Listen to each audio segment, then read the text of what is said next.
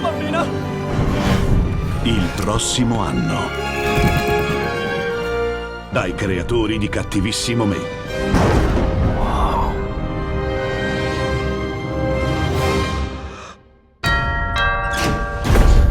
Ok. Ma cosa? Chi sei e che ci fai qui? Sparisci, lasciami in pace! Mi hanno detto che se ti portano queste cose, tu parli degli alberi. Vuoi sapere degli alberi? Che fine hanno fatto? Tutto è cominciato tanto tempo fa! Possiamo cominciare da non tanto tempo fa? Tutto è cominciato tanto tempo fa!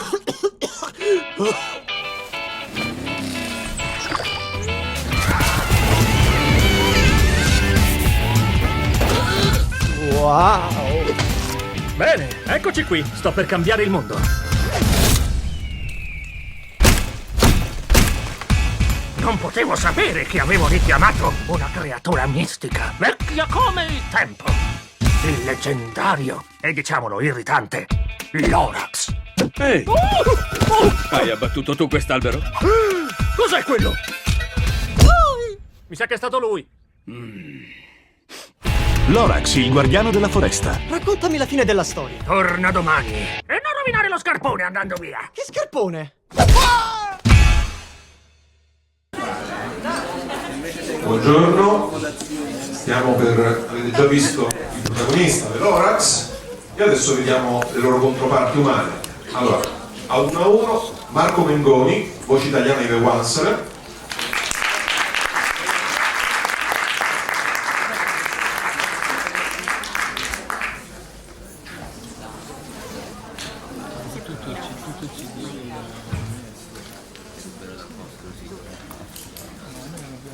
Zac Efron, Ted.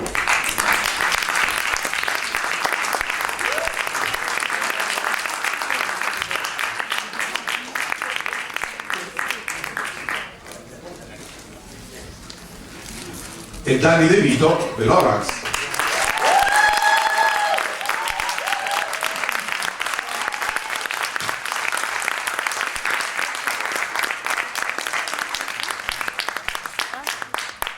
Buongiorno!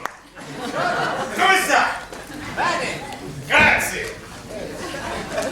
Allora io direi che diamo subito inizio a questo incontro.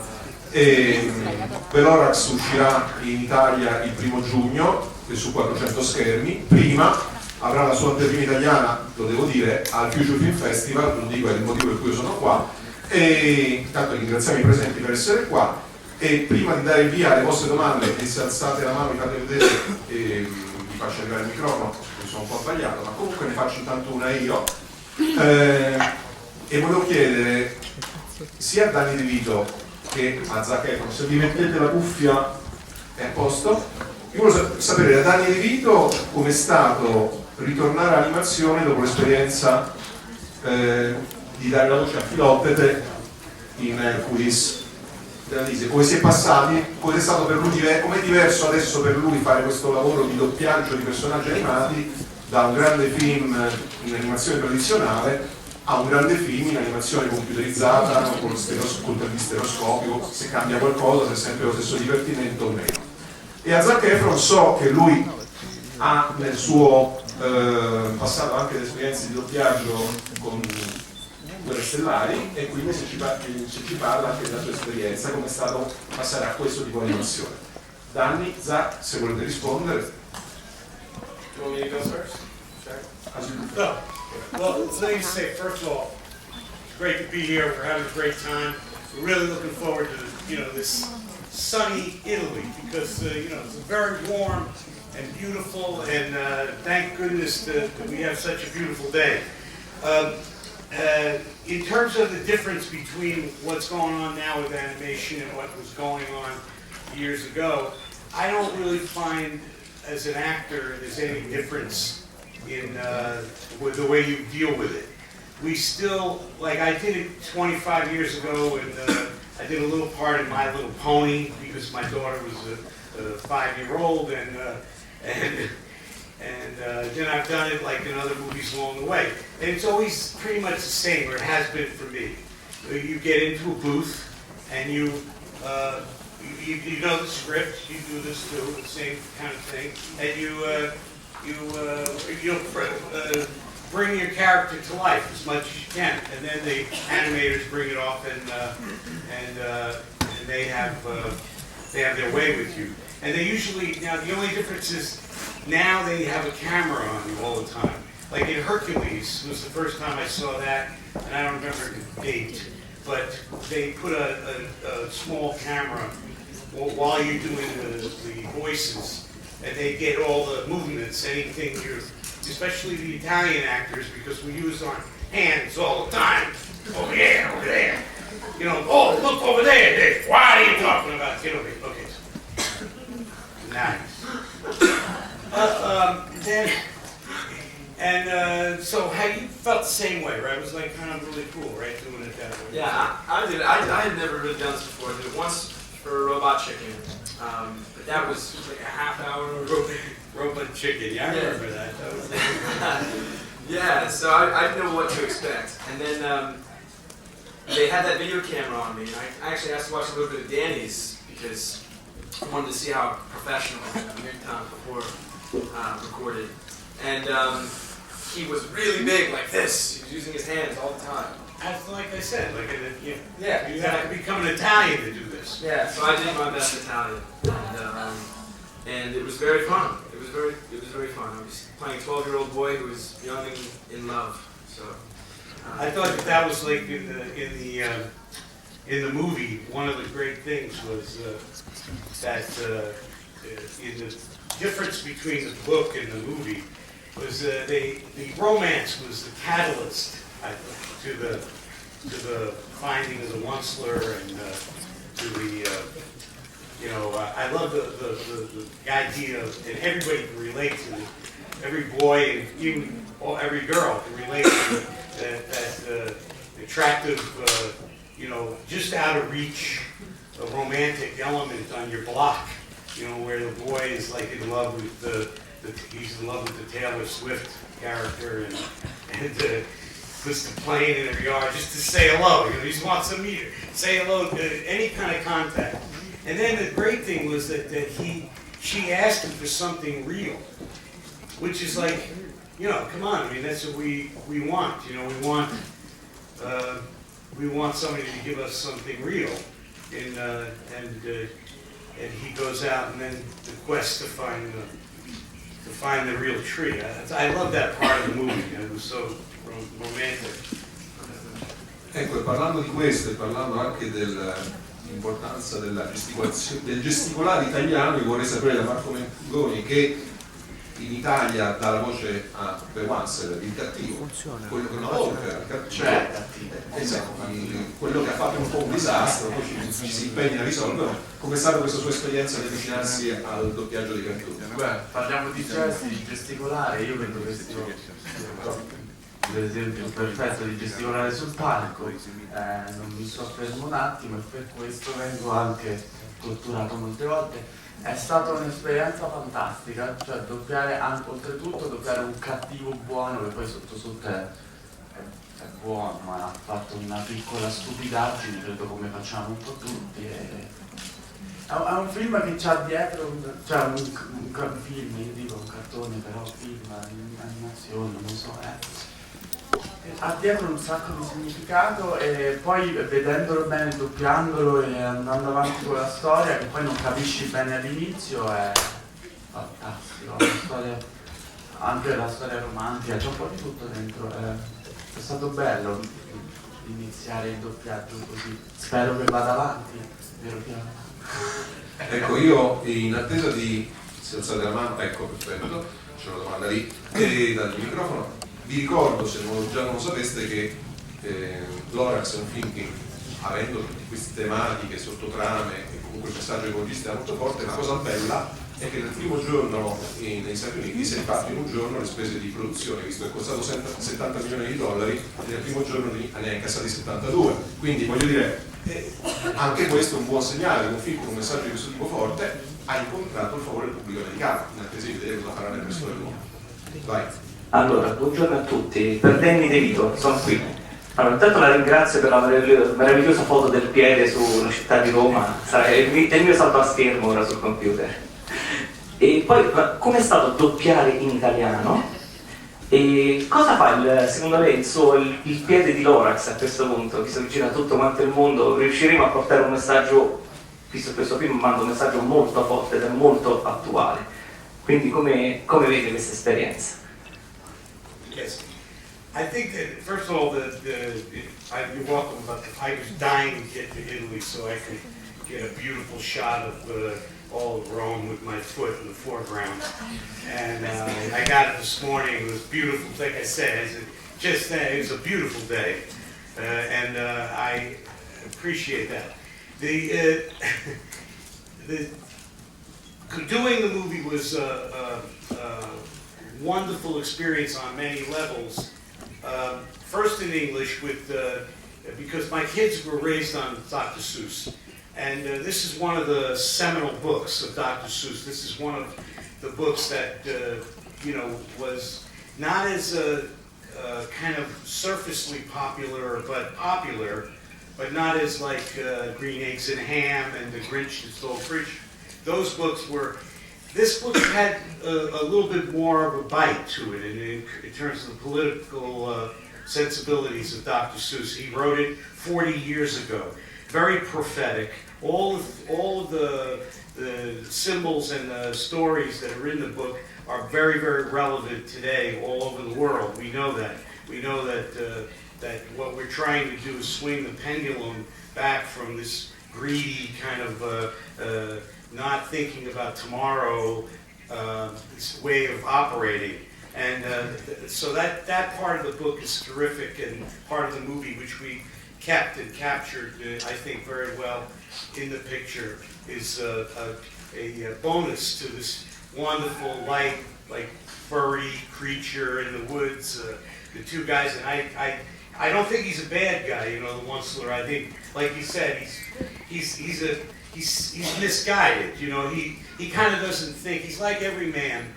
We go out there to do something, and it's a good thing to do, commerce, try to invent something, come up with something new. But the thing that what he misses, and what a lot of people in the world miss, is that, you can't just take.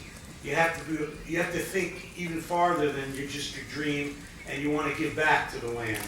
And that's the message of the movie, and that's what happens to the Onceler. If you don't think of these things, you're going to wind up in this crooked little house waiting for somebody to come and rescue you, which happens when Zac's character comes, prompted by a young woman, I may say. So I guess women will save the world. That's the whole point of the book. Doing the Italian,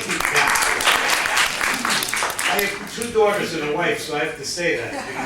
Otherwise, I go home and I forget about it. No, seriously though, also doing the Italian was like really special for me. And I know that everybody has, in all the countries that I did the voice, everybody has good actors who can come in and do a great job on dubbing the movies, and we're used to it. But I got it in my head that I really wanted to do this, and the only way I could have done it was with Fiamma, and because the coaches that were sent from Italy and sat right next to me, and we did phonetically, and I wanted to get I wanted the sound right, but also bring back the meaning and the energy of myself into the. So we did it painstakingly over and over again. We just worked on it, and it was totally a lot of fun, and I'm very, very happy about it. Thank you. She's sitting right over there. I want you to say hello to her. Okay. Thank you. Okay, that's my story, and I'm sticking to it. C'è una domanda lì, Annalisa. una domanda per De Vito, ma anche per Efron e soprattutto per Mengoni. Cioè, per De Vito, visto che lui conosceva i libri del dottor Seuss, vorrei sapere se ci sono state delle difficoltà, che cosa ci voleva mettere nel suo personaggio, e quindi se ci sono state delle difficoltà oppure se è venuto in modo semplice. Anche per Zac è la stessa domanda. E invece per Mengoni lui è arrivato dopo, quindi doppiaggio. Le difficoltà sue, quali sono state? No, prego.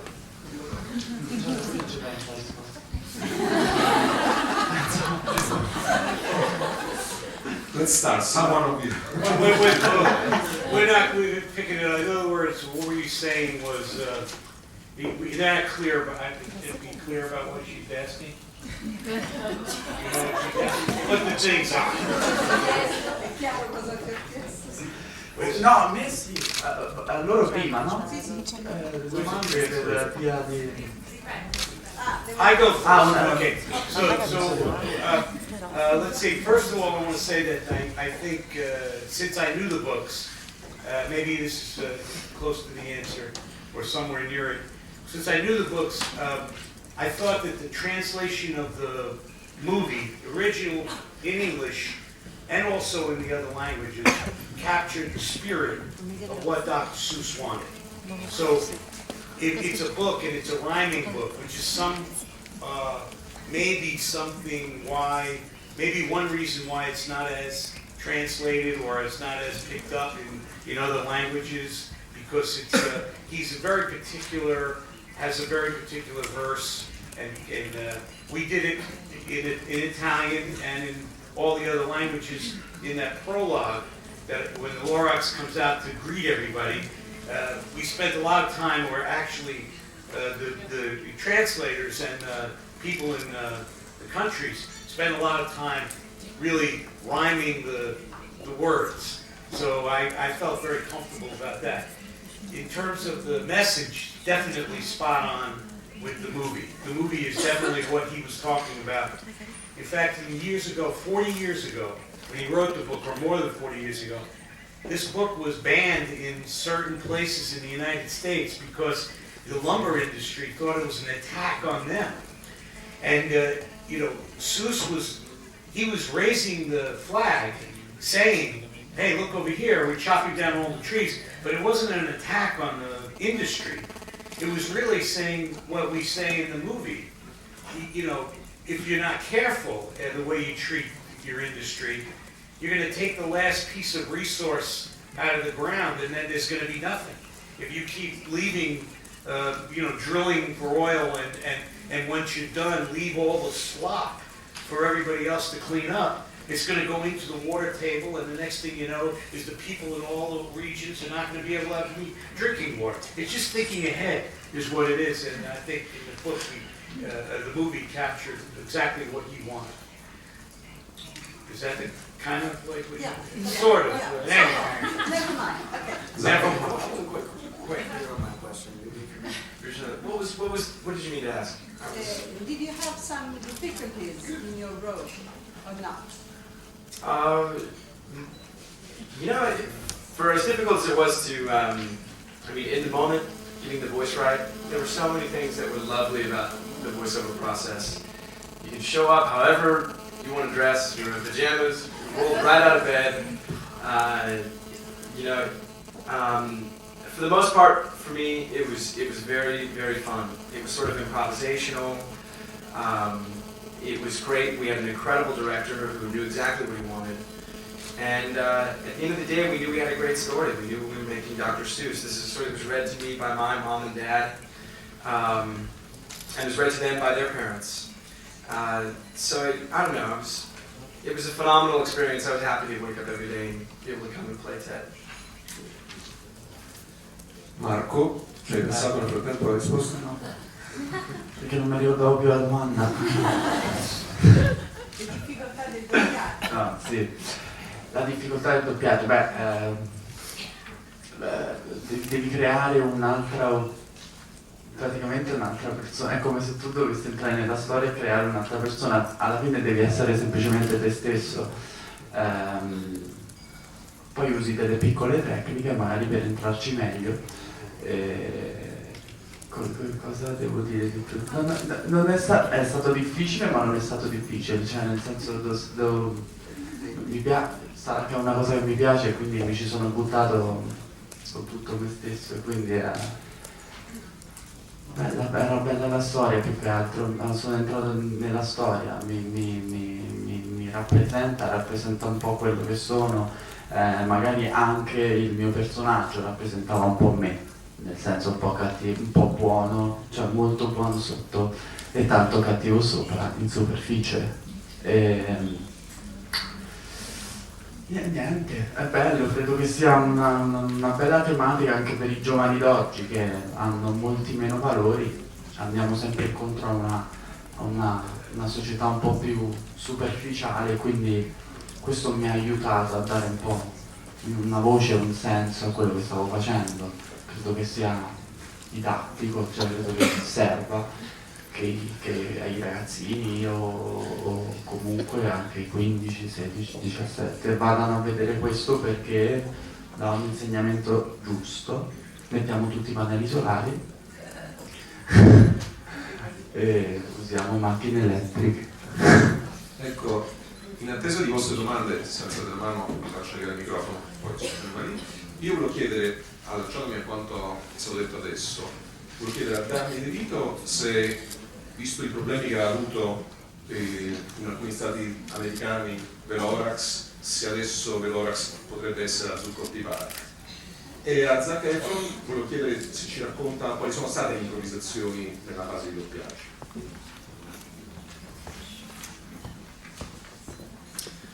I found most of the improvisation happened when you sort of have to invent, like you said, other people in the room, so it's so that you know you can be in the moment. And every once in a while, you start to know the character better than you know it's written, or you come up with some gem of a line that just happens to fit perfectly, and you know it'd be very funny in the moment, or convey the story in a better way. So they were really open and willing to our interpretations as well. Yeah, the hardest part for me, I think, was getting over being self-conscious in that booth, because there's a video camera on you that's putting you on a big screen, I'm sure somewhere in Paris, the animators, and you feel like kind of silly, you know, when you're yelling and screaming as a 12-year-old boy, you know, to no one, to just a microphone. So I had to leave my ego at the door every day and just get ready to have fun. Well, I like very much running around like a 12-year-old boy. I like very much running around like a 12-year-old boy. It's a joke. So, it's like a great thing when a guy tells a joke, the audience doesn't laugh, and then he makes them laugh. Laugh right now. Okay, so the thing that I was going to answer about this is I don't have that problem, because I've done this a few times, and I don't care where I'm doing the lines, whether I'm in a car or out in a phone booth or in a studio, or what, doesn't matter. But because I'm over it. You're good. Yeah. Well, anyway, but the thing I was going to say was that I think there was a lot of resistance. Back to your first question, there is still a lot of resistance in the United States, and I'm sure all over the world, to anybody trying to educate in a kind of a subtle way, or in a not so subtle way, or entertain and educate. I think it's like people don't want anybody to wake up. They want everybody to be asleep in the terms of like, it's okay if we pay to pollute the air. Don't worry about it. It's okay if we pay to pollute the water system. Don't worry about it. That's the baloney that we deal with day in and day out, and we see it, and it's simple. It's plain as the nose on your face. And that's why all over the country, people are starting, especially with the social media and the internet, where people are getting wise to what's going on all over the world. And the wool is very much more difficult to be pulled over everybody's eyes. And especially the young people in the world who are saying, you guys are screwing this up worse than we thought, and we got to take over and do something better. So, like when we first screened the movie, we had several people on some of the networks, and they're all these old stodgy guys who are like stuck in the mud, who say, "It's an attack on capitalism." Blah, blah, blah, blah.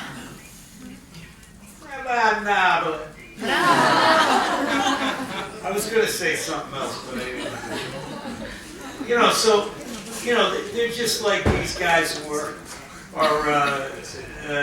anything you do to make a kind of a progress that's going to have change in it, that's going to make it better for the people, that's going to make it better for the planet, they have to drag their feet because they have investments in things that, we all know.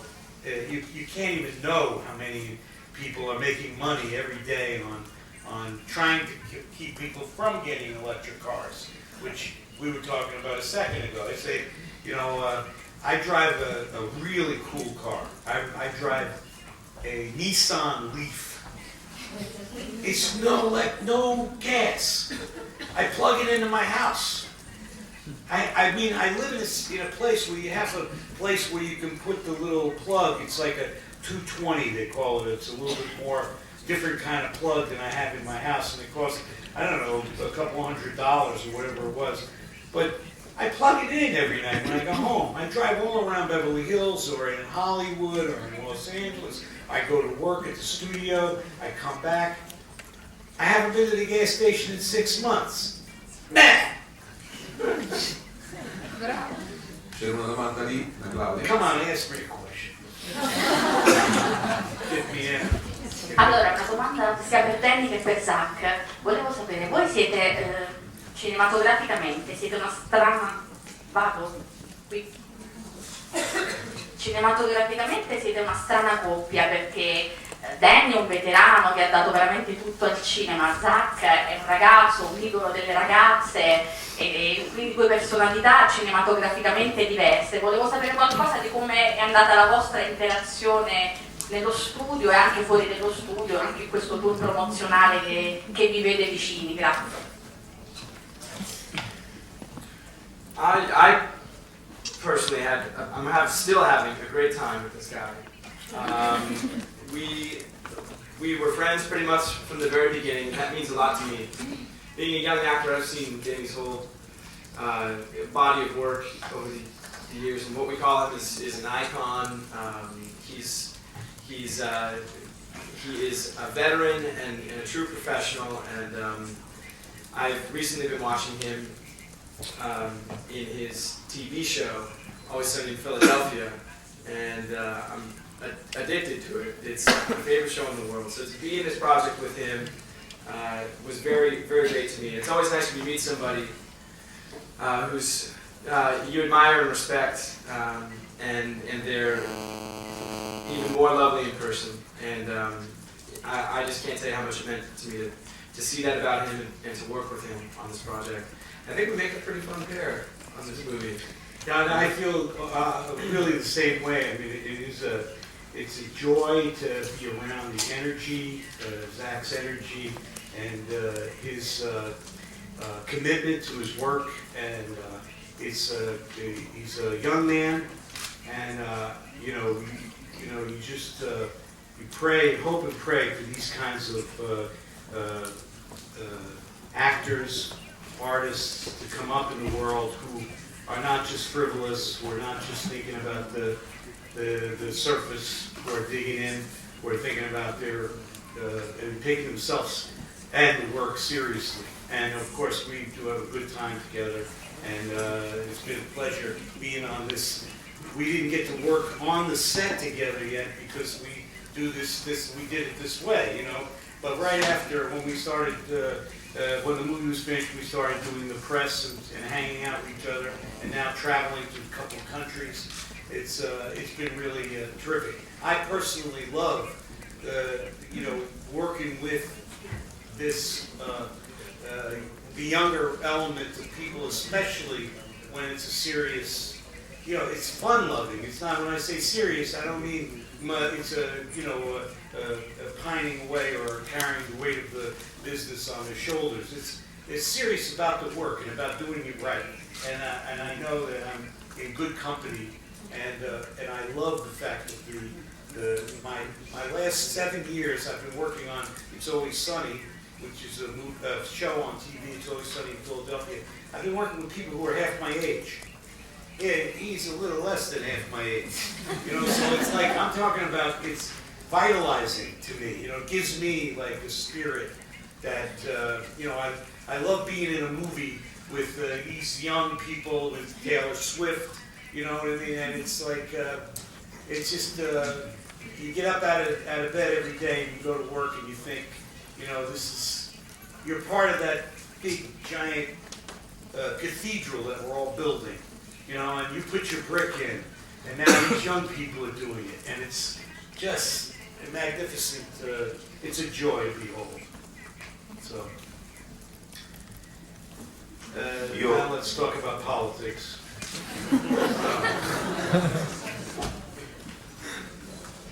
Io volevo chiedere a Zac, Dr Seuss è lo scrittore più popolare in America di libri per ragazzi. Volevo sapere se si legge ancora, se lui da bambino lo leggeva, che cosa ne pensa. Yes, I read Dr. Seuss when I was very young, and actually my dad had a copy of the Lorax from when he was a young boy, and this was the same one that was read to me. And on the first page inside, it has his name written in all caps with several like backwards letters, David Efron, and that was one of his first books, you know, that he ever read, and it was read to him by his parents, and that was the same copy that was read to me as a young boy. But Dr. Seuss for me was, you know, one of the first authors that I wanted to read, that I was hungry to read to my parents, and he created this world of whimsy and fun. With interesting characters and illustrations that not only were, you know, fun and bright and colorful, but also a little bit weird, like a little bit strange, you know, off-hilt. That made me, I thought they were hilarious. I thought they were funny and cool and kooky, and that made me want to go back for more.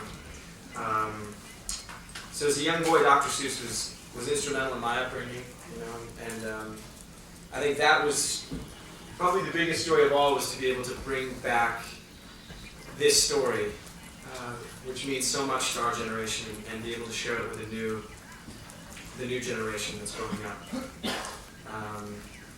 It's an incredible feeling.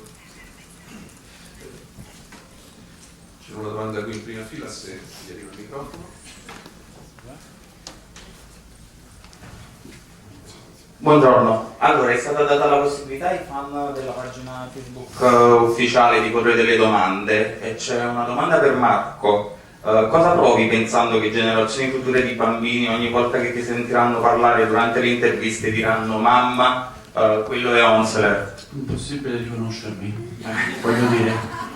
Allora, è una cosa bella o una cosa brutta, dici? No, penso che è una cosa bella, sì, sì. Metà e metà, facciamo 50 e 50. Beh, bello. Poi spero che abbia dato un po' di insegnamento, nel senso di non fare, sentite la voce di quel personaggio, non fate quello che ha fatto il personaggio nel cartone. Spero che sia questo. Mentre per Danny DeVito e Zac, allora, c'è un po' di pregiudizio verso chi ha partecipato ai talent show. Chiedono, siccome recentemente abbiamo artisti come Jennifer Hudson. Say again. I'm sorry, I'm getting translation, but I can't hear. I'm sorry. Say again, please. Ripeti di nuovo. Translate. La traduzione, se puoi dirla. Vado? Sì, ripeti la domanda. Ok, c'è un po' di pregiudizio verso chi ha partecipato ad un talent show qui in Italia. Siccome diciamo ci sono attori come Jennifer Hudson e Jean Dujardin che provengono dai talent e comunque hanno vinto un Oscar, cosa ne pensate voi? Diciamo di questo pregiudizio verso persone che partecipano ai talent show e poi intraprendono una carriera cinematografica. Sì, puoi anche spiegare queste domande da chi arrivano, perché arrivano dai fan della pagina Facebook ufficiale di... Not Twitter. Okay, so now could you tell us what the gentleman said? Because I didn't hear you at all. Sì, se... la ripetere la prossima.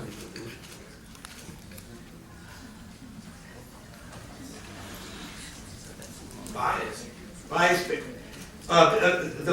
What do I think about the prejudice or the bias of people who come off of what? From reality show. From the Talent shows. Like American Idol. Oh. But like, I don't. But who has the bias? I mean, like this. In other words, who's worried about that?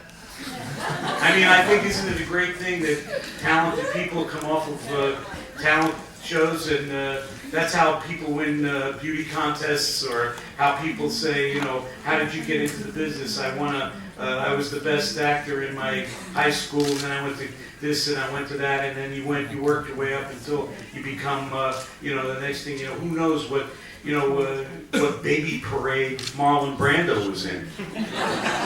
He might have been like, and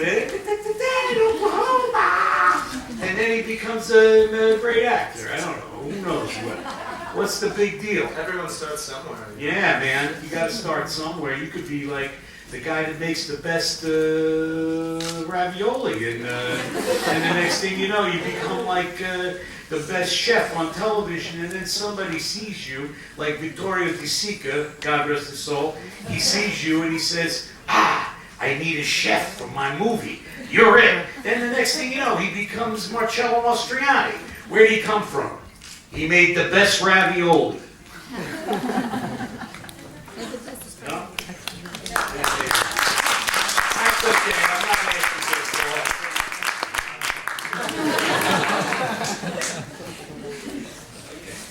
So, did I answer your question? Hai risposto alle domande? Sì. Sì. Ci sono altre domande?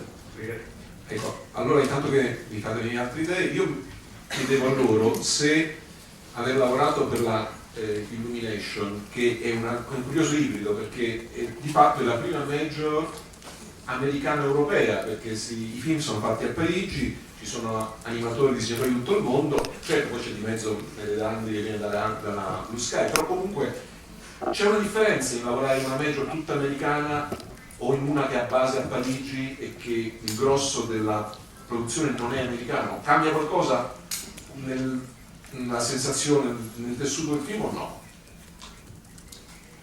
I think that my personal experience is that this is like more of a boutique feeling. Like this is more of like the difference between this is you have one guy who's Chris Meledandri, who is the head of Illumination, who is the producer of the movies, who is controlling and advising and nurturing the company. If you have and the amount of money that's spent and the amount of the way it's dealt with is all done like it's almost like a mom and pop feeling, you know, where you know all the animators, you know the director Chris, and you know the producer Chris, and you know this, and you know the people who are on the, and it's all like it's not as distant. The feeling that I get as if you were to work for, you know, Walt Disney or some big company that is a little bit more farther removed. Now, I haven't had that experience. I worked with Disney; they were very nice, but I got a feeling that this is more like, you know, going in and getting, you know, it's the difference between sending your shoes to a factory to get them fixed or bringing them to the local shoemaker. he took a strong sense of ownership, and there was a lot of love for every step of the process that I felt from Illumination. And you always feel like they're there with you. It's not like they're very invested. They're very invested in it, and it always feels like they're with you every day. So it's not like you're sent off to do something and then. C'è una domanda lì? Ok, due domande per Zac Efron. E la prima è: il tuo personaggio Ted è spinto a cercare un albero proprio per amore, per cercare di conquistare la sua ragazza. Secondo te al giorno d'oggi ci sono ancora un po' queste follie? Non so se ne hai mai fatta una. E poi dicevano che eri fidanzato con la tua co-partner in Lorax. E che cosa ci puoi dire al riguardo?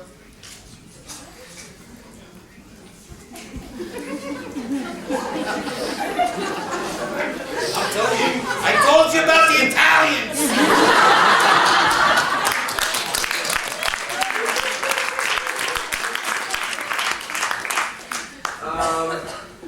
Yeah, I mean, I'm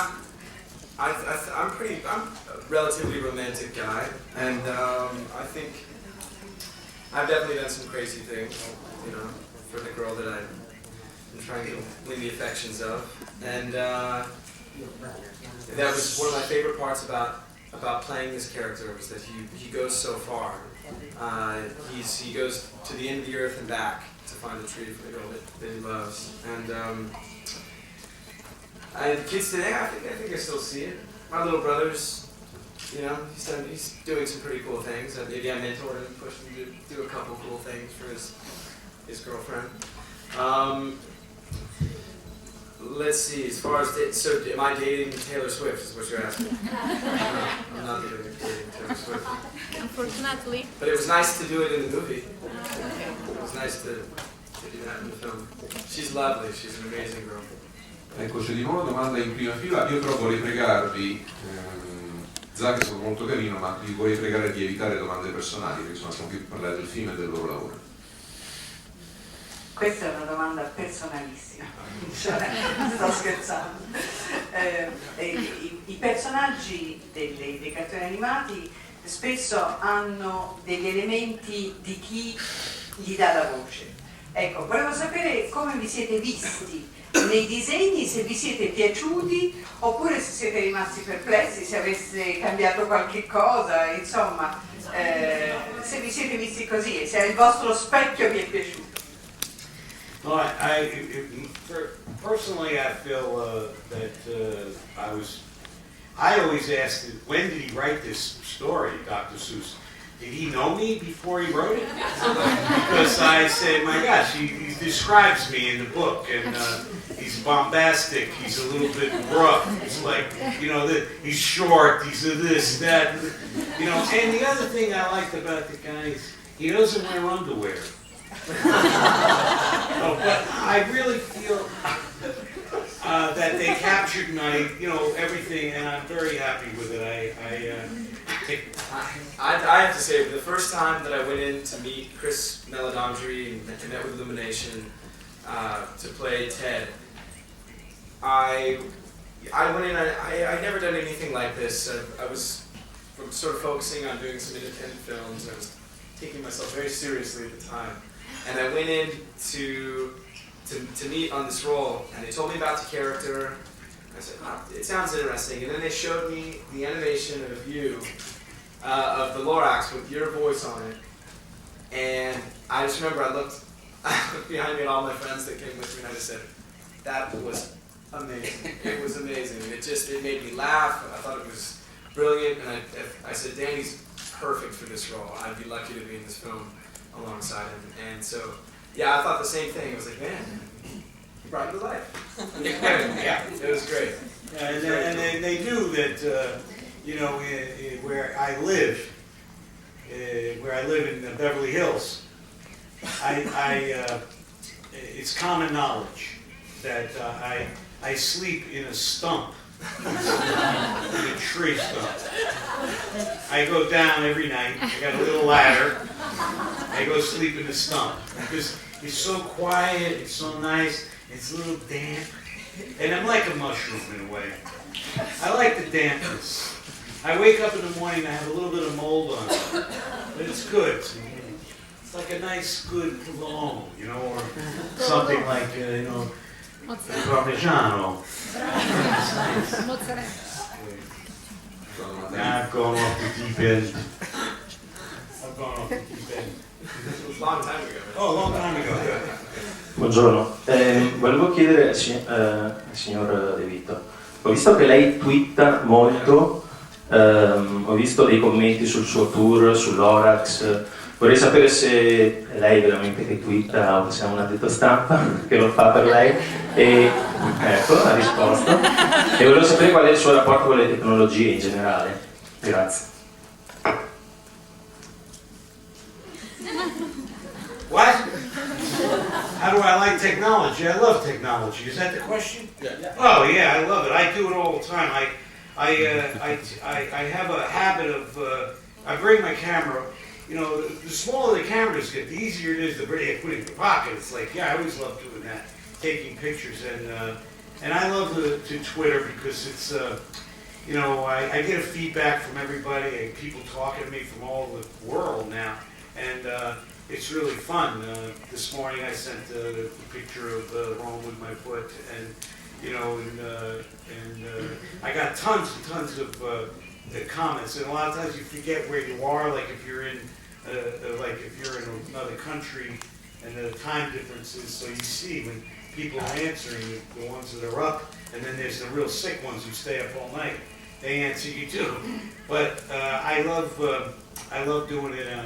I love all the advances that are being made, especially in the social networking, where everybody can reach out and, you know, give their opinion of something and talk about it and share it. And I think it's very important in the future that we make it a good place, a safe place to be, but we use it and say what's on our mind.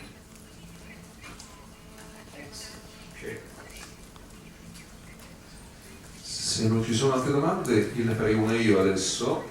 Volevo chiedere a loro, dall'alto della loro esperienza di doppiaggio, come spettatori invece, quali erano, presente escluso, a parte le Lorax, quali erano i film d'animazione, i personaggi di animazione loro favoriti, quelli su cui sono cresciuti o quelli che gli sono più piaciuti vedere nella storia del cinema.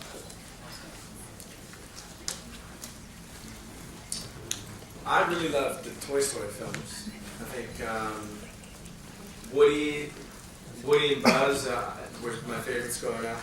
You know, I absolutely love those films. Who else? I really love all the Disney animated movies. I think that those are a pretty big part of my upbringing. Aladdin and gosh, even some of the earlier ones. Cinderella. Yeah, my favorite. I'm not kidding, actually. No, seriously. The cat in Cinderella was a mean son of a. Right? That little cat. Get the key in Cinderella. And Bruno had to come. Bruno had to chase the cat. Out the window. I remember that. Like, it was just one of the characters that I loved so much was the witch. Snow White, the queen, when she gave her the apple. Ah, my God! When you were a kid, when you saw that, you went crazy, right? I went like, oh my God! Don't eat that! Can't eat that!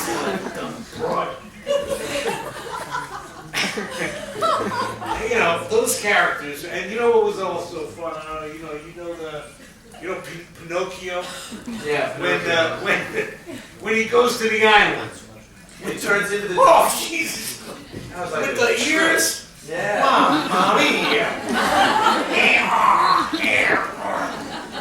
I love that stuff, you know, and then, yeah? You too? Yeah. What else is really cool? Oh, well, you know, in Cinderella, you had the mice.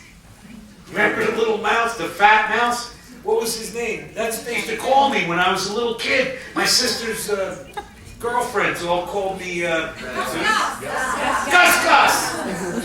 That's right. Hey, Gus Gus, how you doing? Okay. I didn't know they were making fun of me. Gus Gus. Yeah, that was cool.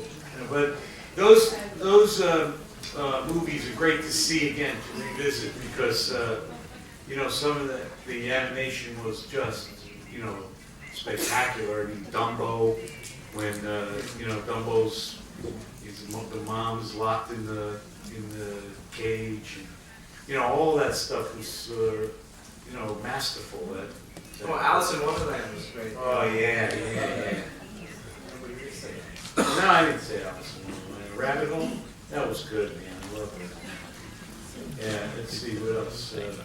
What was yours? Were you the troll? What was the movie? What was the movie? Troll? No,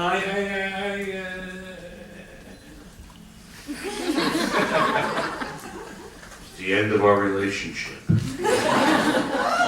don't know. I was the troll in what? I thought you were a troll in the animated movie. I've been a troll in what? In real life. I'm the troll foot. That's my foot. Yeah. But I did play a troll in, we did a show, It's Always Sunny in Philadelphia. And in one of the episodes, there was a great, one of the guys in the show is totally in love with his waitress.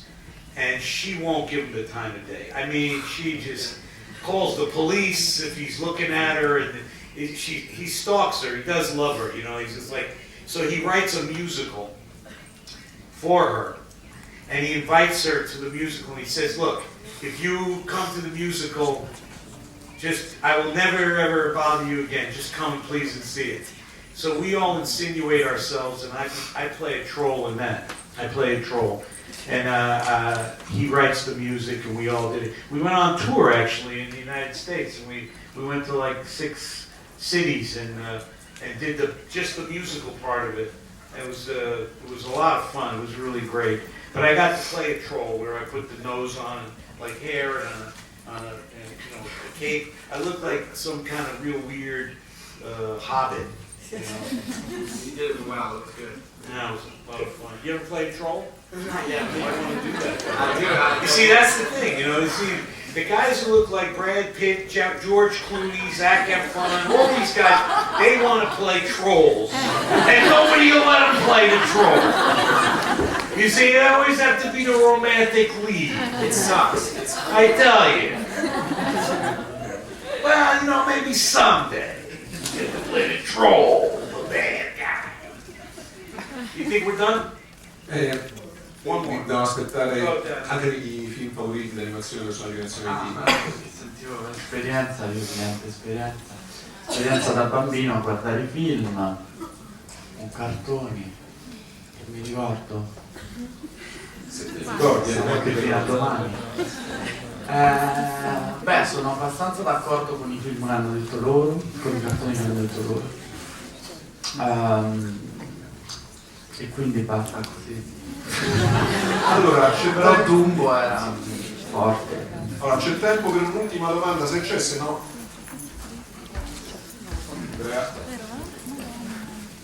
Domanda a Zac Efron.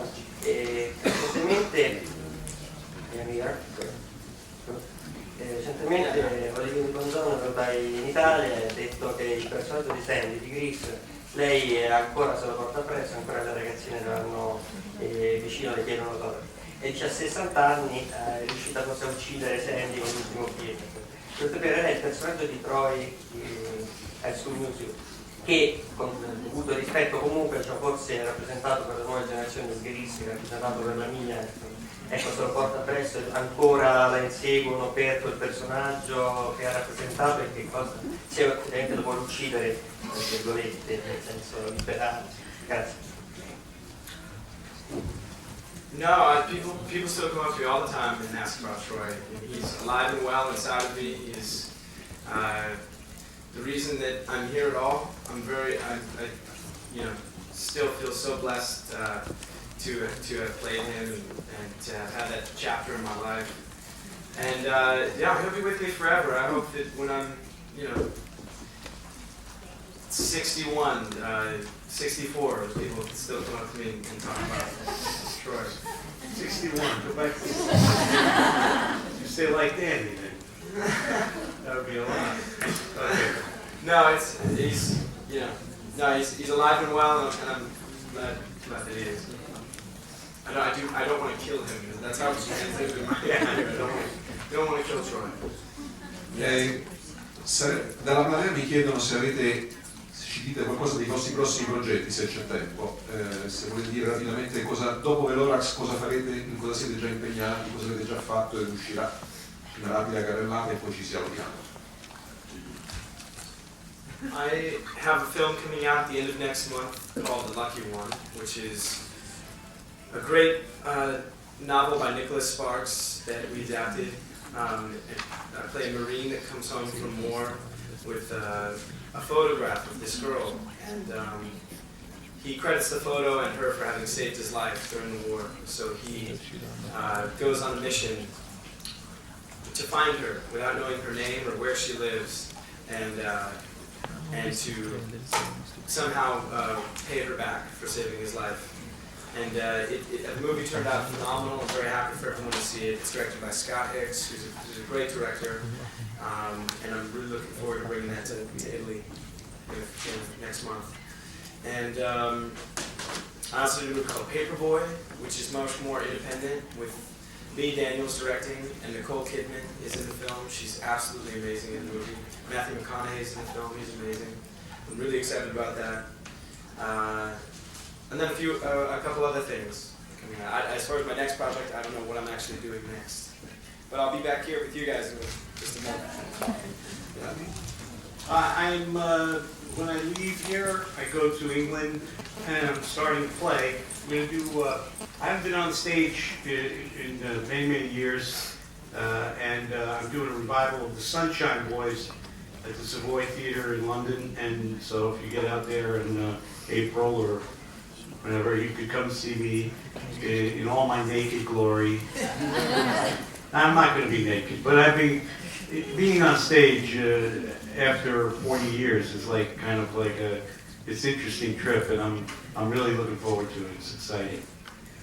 Marco? Io non vengo dal cinema, purtroppo non ho un film o una cosa che devo fare, però vengo dalla musica, vado in tour, ricomincio a fare il Nomade da aprile e poi cominciamo con un altro disco, però spero che in futuro ci sia qualcosa per la mia recitazione. Allora, ringrazio Marco, Zac e Hanno.